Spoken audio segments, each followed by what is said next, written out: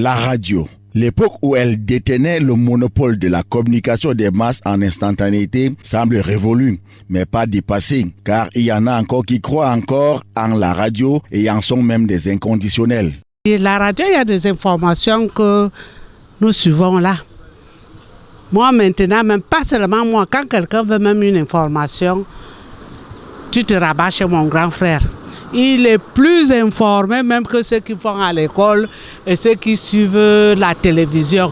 L'avalanche des médias qui meublent notre paysage a réussi à occulter la notoriété de la radio, mais elle résiste malgré tout à l'usure des temps. Je n'écoute pas que la radio, mais qu'il n'y a rien à faire aussi, qu'il n'y a pas peut-être d'électricité, il peut écouter la radio.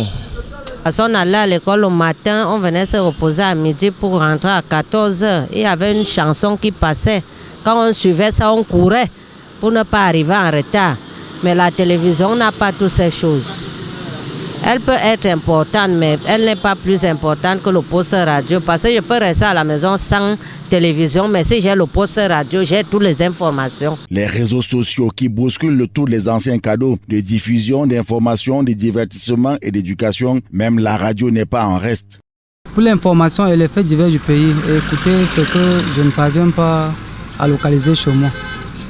Oui, c'est pour ça que j'écoute toujours la radio. Je ne suis pas à la maison de temps en temps, je suis dans la voiture et j'utilise plus la radio. C'est pour ça que la télé m'importe peu.